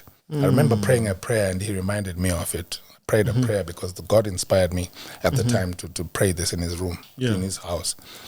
And I knew the struggles at the time. His kids had not yet started going to college. And I said, Masosore's children are going to go to the best colleges in the world. Wow. And they're going to go to the best schools. And it's not because he was going to be a millionaire, but this was going to be on God's budget. And I believed it with God's budget. All my heart. God's budget, yeah. God's budget. And he actually used to call it God's payroll. God's payroll. God's payroll, yeah. Yes. And many people would look at him and say, he's crazy. How can he do this? No, they don't. You don't understand faith until you start seeing God providing. Wow. And this is what we also even went through as Shower Power. And I've got many examples of how God did that for us and provided. When we plan ahead on God's budget, and then God provides it after you've planned for it. Wow. And so I think it was something that God placed in me, so that in Him, so that He could give it to the rest of us. Yeah. And I remember experiencing it in shower power. During our 25th anniversary, God showed me in a vision, funny enough, that we were going to be at HICC. Oh. Our concerts were always at 7 Arts. HICC was 15,000 plus for the venue alone. The budget for everything was 25,000. Wow. At the time, our concerts were the budget was about 5,000. This is five That's times. That's a huge jump. 2017. God shows me this vision. And then I go and share with the guys let's move to HICC. Got $500 from a friend who just said, look, here's something for decoration. Because all along we used to use salaries to pay up front for those services. But you can't. That's HICC, man. That's HICC, man. 5,000. They issue invoices, big ones. And it's 25,000. So I remember the guy saying, and I said yes. And then I gave this guy, Tino, go and book. He booked 500, go and deposit. 500 out of 25,000. Wow. Then we started advertising. We said, we're coming to HICC, guys. And it's free, by the way. So there's no income. What? Telling you. You're just throwing 25,000 to this venue? It's free. It's our plowback. With no sponsors, by the way. Wow. Because we didn't have any sponsors. A lot of groups these days are jumping for sponsors and they get owned in the process. Yeah. Zero sponsors. Because we used to sponsor ourselves. And this was way beyond us. And we were going to produce that year a double album, not just one, two. And this time we decided and to you're taking money from that project. And where are you recording it? In South Africa. That's even more expensive. Rifi. And there's accommodation and food. That's needed. That's needed for that launch to happen in HICC. And we prayed. So Rifi calls me around August. Are you guys coming? And I look around, signs of money, nothing. But the promise is there. Yes, we're coming. Then I hatched a plan. And I said, okay. Let me go and ask for my salary in advance. Oh my goodness. Just for the recording. Because that's all I could afford. How could you come back, Papa? Yes, sir. Went and asked. Long and short is, I didn't end up using my salary. Okay. By the end of that very week, we had money for recording and for HICC. Wow. God came through. God provided it. Unlikely source. Actually, what made me realize that it was so unlikely, after my friend, the source that it then came from, the things that were said after that made me realize that there was almost a regret that, why did I end up doing this? It's like they were moved by some spirit they don't even know. They were moved by a spirit they didn't know. God was moving. God moved. He made us. Wow. We were taking the steps. Joshua was told to get into a flooded river. Yeah. It could have been Jordan. Could have swept him. Could have killed him. And they say, and God didn't say, when you stop by the edges, the water will part. No. When you put your foot in. It's like Moses praying to God, the Egyptians behind them, and saying, please save us. And God says, tell the people to go forward. But forward was the Red Sea. Exactly. Wow. And these are not just lessons, but existential, life, living. Experiential, exactly. Getting to know God from an experience. Yes. Knowing that this has happened before, this can happen again, this God can deliver us. And he was growing us slowly, by the way. Passport, border. Wow, money left behind. And recording projects. To bigger things. Expensive venues. Right. And now you're coming to South Africa and there's no budget. That's it. Wow. Wow. Yeah. That's a powerful application of faith to your daily lives. And I guess what I hear is, don't stop. If God makes the vision clear, follow it. That's it. God will make provision as you go. Absolutely. It's actually, the idea is to just know the voice of God, because I think that's where a lot of Christians question. Yeah. Youngsters say to me, when I then stepped down from leadership, I said, God told me to step down. And some youngsters at a youth gathering where I was teaching says, you say, God told you. How does God speak to you? And I said, oh, yeah, when you have a relationship with him, Yeah. you start to know God's voice, and it will be very clear. He will tell you to do this. And when you have the relationship, depending on how deep it's becoming, like Jonah, when you try and go in the opposite direction to where he's telling you to go, he will block it. And, yeah. And there will be losses for people around you. Oh, I'm telling you. Because of your decision to disobey. Exactly. Wow. Now, if you're sitting down and reading your Bible, which verse has spoken to you a lot that you say, this one God has used a lot to direct me and really show me himself, or even in your prayers or in your preaching, which scripture resonates with your faith? I'll tell you this. I think God knew that I was coming here before I did. And yeah, he taught me the summary of my life and the ministry of Shower Power. He summarized it. Unfortunately, it's not one verse, it's 6 verses.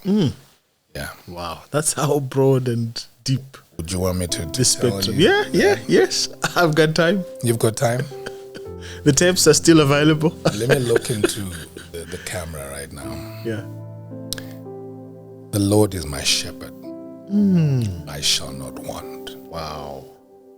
He maketh me lie down in green pastures. He leads me beside still waters. He restores my soul.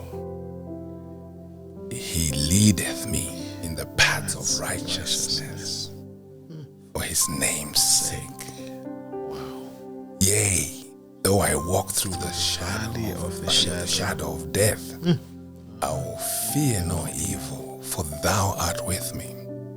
Thy rod and thy staff, they comfort me. Comfort me. He prepareth the table before me in the presence of my enemies. He anointeth my head with oil. My cup runneth over. And I shall dwell in the surely goodness and mercy shall follow me all the days of my life, and I shall dwell in the house of the Lord forever and ever. That is the summary of my life. That is the summary of the ministry in my days of Shower Power. The valley of the shadow of death. Preparing a table in the presence of your enemy. Yeah. Green pastures. Wow. Still waters. Restoring your soul. That psalm summarizes it. Wow. And it's something that just summarizes my life. God is definitely, I know you said you retired from Shower Power, which is a bit of a different one. Africans don't retire from their callings, but God is still inspiring you. You still look young and fresh, but I can see you're playing with a little bit of flour. But looking ahead in your life, what is it that you still want to do? What is it that God is still firing you to still continue doing until perhaps that day we don't know? That imaginary line on the sand when God shall say, hitherto you have come. What are the dreams and aspirations you still have?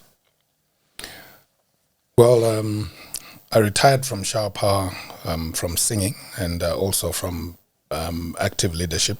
The Lord recently inspired us with Jeremiah to set up and just make sure that the legacy of Shower Power carries on, which we've been doing all along as we were going. And there is now a multi-tiered structure in Shower Power that will perpetuate it. which is something that is multi-layered. Like there will be the musicians, singers, then there'll be the senior members. All right. And the alumni of some sort. The not even the alumni, the guys who are in the group at the moment. The alumni are still there. They're still members. We call them non-active members. Okay. I'm talking about the active group. All right. The singers, the youngsters who come in, the senior members who now take a more supervisory leadership. And then there'll be the leaders, and it's all by seniority.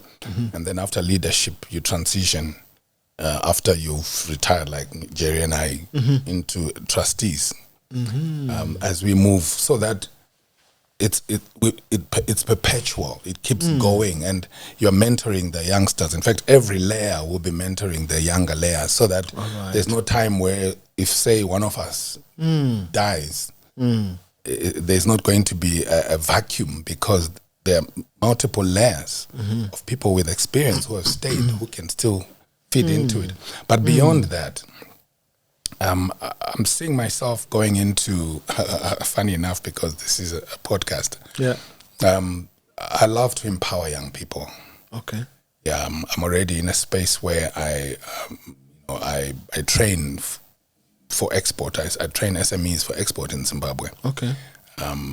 It's something that I love to do. And I'm also going bigger than the church. I'm going into the community. I'm also part of my Old Boys Association. We are plowing back into the school. Last year alone, I think we contributed 16,000 worth of things that we are giving back to our schools, because former Group A schools are not as good as they used to be because of whatever has happened. Yeah. But we've come together as Old Boys and said, look, let's plow back. So the stewardship has now extended beyond just church tithes, offerings, and church buildings. Going into communities. Community transformation. Yes, community transformation, philanthropy. Those are the kind of things that I love to do, empowering young people, empowering communities, empowering. God has been putting me in touch with, just last week there was a Catholic priest who got in touch with me and said, you've been in industry and you're a man of God. How do we get our chickens into market?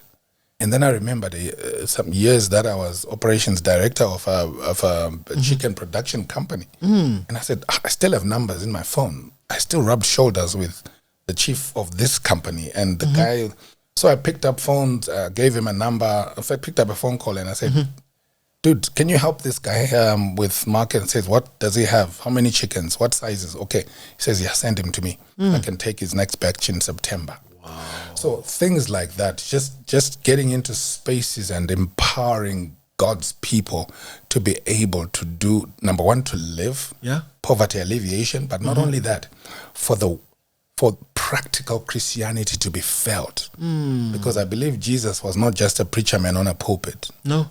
Jesus was in the community, transforming lives. And preaching to a hungry person may sound a bit cruel if you ask me. I think we must minister also to the physiological side of them. God would say, wait, let's stop the sermons for now. They need food. These guys need food. Yeah, let's minister to their physical needs. They need food. Yeah. So what are we doing with food? So coming together, communities, and making sure that people appreciate God at a different level, not just by what we preach and teach every day. I want us to wrap this with a nice reflection on some of the information perhaps you may not have shared today, but you're going to share it now. Okay. And it will be very impromptu questions, and you're free to answer anyhow you want to answer it. But before we do those, I think this interview will not be complete if we don't celebrate celebrate the fact that you've been married to your wife from your childhood. You might find your clothes on the door if you go back and you don't talk about this one. Yes. Your family, your wife, your kids. God has blessed you in that area. Yeah. What has God taught you as you raise that family? In Bulawayo, the city of kings and queens, is where I met Nancy, my wife. Wow. Been married 29 years. Wow. Oh, it was a beautiful experience from day one. Yeah, from day one. I think we were friends and lovers before we got into a home. In fact, we stayed 4 years before we had any children. Okay.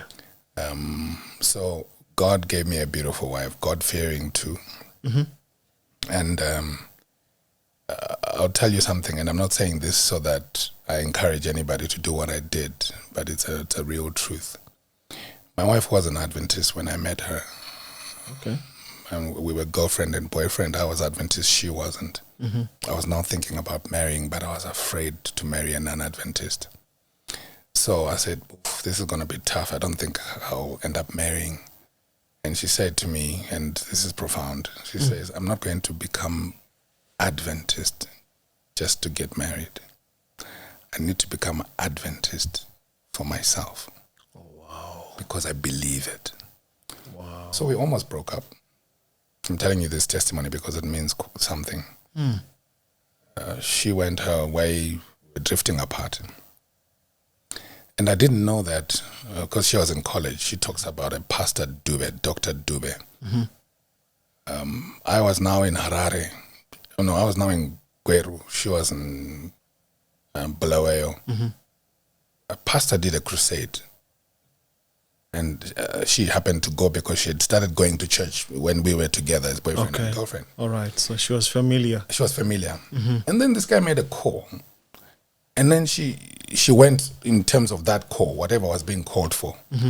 This pastor visited my wife in her college dorm, not dorm, room, because there were rooms there at the Bulawayo Poly. She was at hotel school. On a daily basis for weeks, teaching her the Bible. Wow. The commitment blew me away. So she was taught, she went through the entire fundamentals, what do you call that book? Bible Doctrines. Truth, yeah, Bible Doctrines, yes. I didn't know this. This was happening away from me. Later on, I'm told, your girlfriend is being baptized. They called her my girlfriend. And I'm like, she's being baptized. What happened? And I'm told, she then gave me the testimony that, you know what, I went for this. This guy preached. He was so powerful. I went up and he came to my room every day for how many weeks to have a Bible study with me. And I do believe in Adventism. And after that, we got married because I was so excited because we had actually drifted apart. And then we now have 3 beautiful children. My daughter is 25. She's graduated Mutsa. She's she's working now after 4 years, and she's working. My second born son Anesu in college somewhere. Yeah. And my last born son Kudzai, he's 17, and he's in high school in lower 6. But my family has been very supportive. If they hadn't stood by me, all that I've been saying would never have happened. Yeah. Because, my wife had to endure a lot of, when you're a wife of a man who's on a mission, who has faith sometimes that you may not understand. But what I love about it is that she has a very strong relationship with God. Wow. My wife is not a pushover. She won't do anything unless she believes in it. And so you'll find that she has been very strong. She's my radar antenna. And she says, this thing, that thing. Yeah. So, basically my family has been very supportive. Mutsa at some point was now helping out with shower power. If you come to concerts, you'd see her. She's the one who was managing the front of house. Because at some point we were let down by one of our managers and I threw her in the deep end. She grew up in it. And I said, you've been coming to concerts, please run this for me, because the person who was supposed to do it, I had to go to South Africa very, last minute. And she came in, she did it first year, it was tough. Did it second year, it was better. And then she now became a manager of those concerts. So the support has been very, very strong. Awesome. Yeah. Awesome. Now, let's get into the closing exercise. When you are happy, Maybe it's on a Sunday or Friday night or Sabbath. What's your favorite meal that you say, if I eat this meal, you see, I've eaten? If I eat this meal, I've eaten. Yeah, your favorite? My favorite, avocado, mixed vegetables, fish, and a little bit of starch, but these days I prefer imbambaila. All right, sweet potato, mabura. Yeah. Wow. So if you have, of course, you've got your fish in there. Yeah, your protein is there. Your protein is your there. Vitamins. Avocado. Mixed vegetables, the way my wife puts the carrots, the broccolis, together. Yeah, I'm happy. And your favorite childhood hymn or song? I guess it must be that one, Rescue. Or was it? Is there another one? No, it still is my favorite childhood song, Rescue. Whenever I preach, when my voice is behaving, I will sing that song. So it's Rescue by A Cappella Company. Rescue. Yeah, led by Way Bendin. All right. So, yeah, all-time favorite. Fantastic. And if you were to help somebody, help in general, what would you give? Over time, I've learned to know that I would give them time. Best kind of help is mentoring. Okay. Yeah. Help. Mentoring. If I invest time, then I've done more than money can buy. Okay. Yeah. Then I've got two things. That's a beautiful one. Time is money. Time is life. Time is everything. So giving someone time is actually giving of yourself. Yeah. So you are a giver. There are two questions I'm going to ask. Maybe let me start with the easy one, then go to the difficult one. Or you want the difficult one? Oh, I'll leave it to you. Everyone has their demons, their fears.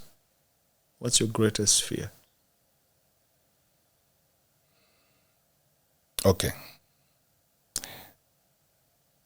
My greatest fear has been to leave this world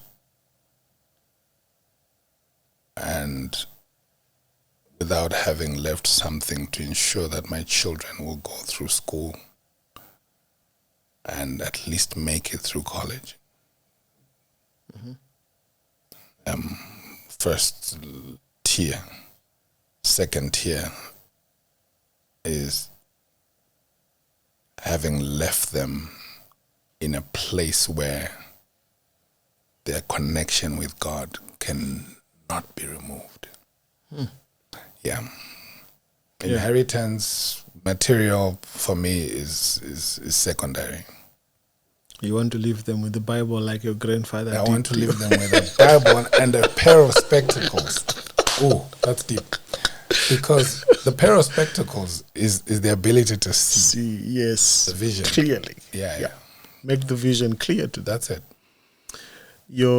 So that was the most difficult one. Really? Yeah. Oh. So let's get to the other one. The most difficult thing you have done in your life and you don't wish to do it again. Sure. But you did it. The most difficult thing I've done in my life. Yeah. Or maybe that has happened in your life and it really rocked you or left you a different person. And if there are skeletons, you can declare your red card to say, no, that one I'm not answering. Wow. I wish you'd given me this question before. Maybe you did, but I didn't notice. I don't know. The most difficult thing I've done in my life, and I wouldn't do it again.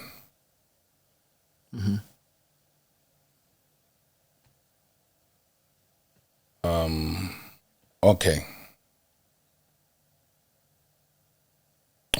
Yeah. Oh, it's easy. I now remember. You found it?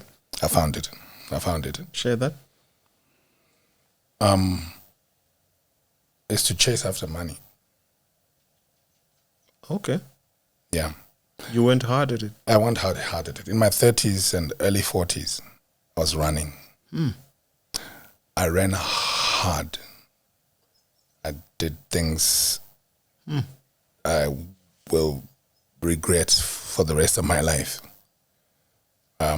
Because all I wanted was money. Okay. Yeah. And it's not worth it. I would never do it again. And I'll tell you something I've said about that. I lost every cent I made when I was running after money. Wow. God built me from scratch when I then lost the appetite to run for money. That's when I learned stewardship practically, because the Bible says, seek first the kingdom of God. And his righteousness. Yeah. Yeah. And all these things will be added. So I learned a lesson.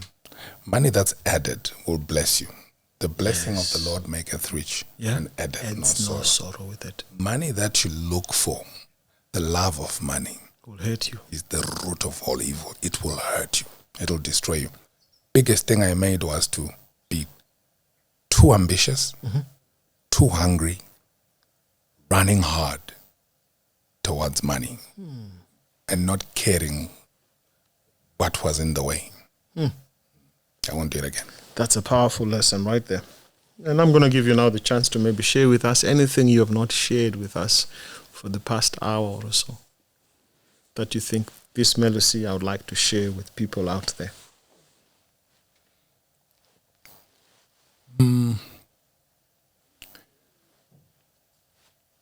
I think I've been talking about it. One thing I've realized, and something that I'm trying and I'm hoping I'll get back to. I haven't really talked about it that deeply now that I'm thinking about it. God gave us the gift of family to mold the moral fabric of our lives and our Christianity and spirituality. Spirituality does not exist outside of the family. True. Christianity does not exist outside of the family. True. The core of Christianity exists in our family. That's why at the center of the 10 Commandments, there is honor your father and mother. They're the first symbol of godliness, of God that you find in your life. If you honor your father, you honor his sister, your aunt. You honor your mother, you honor her brother, your uncle. Malume. If you honor your uncle, you honor his child. Zawako. Things like that. So the family, as much as we think we leave the family out and then we look for Christ, never. That's why 1 Timothy 5:8 says, he who does not take care of his own is worse than an infidel. Especially those from his household. Is worse than an unbeliever, an infidel. Not equal to an infidel. Worse than. Worse. Because how do you proclaim Christianity when you cannot form relationships with people you share the same blood with? Anything else that you form, any relationships that you form outside of your father, mother, or your relatives, your circle, is fake. It's fake. Yeah. Blood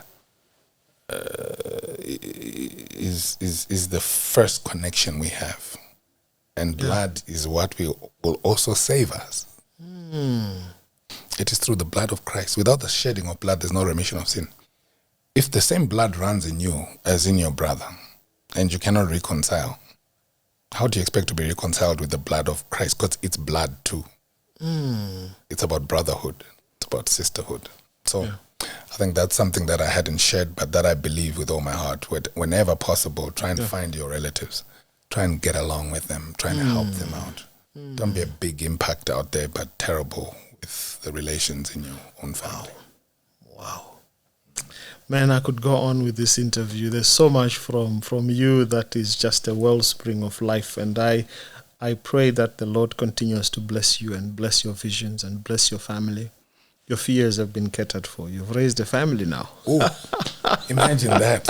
They're out of your house now. Ooh. They are running their own life. So the Lord has blessed you. And thank you so much, Mkom. for coming through. And I think we're going to have to dig a little bit more into the shower power files. Jerry must come and tell us here.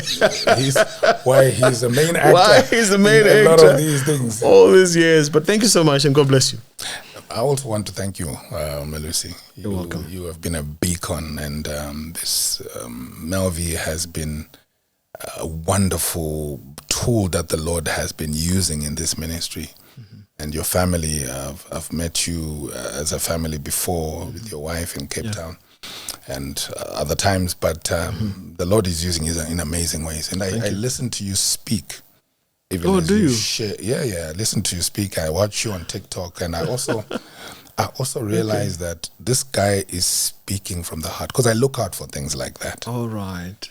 In music, one of the things we've had to learn is that you can't just sing when you don't have a relationship. We need to feel it, that you have a connection with God. So when you speak, you can tell that this is either commercial, a lip service, or this is a deep connection.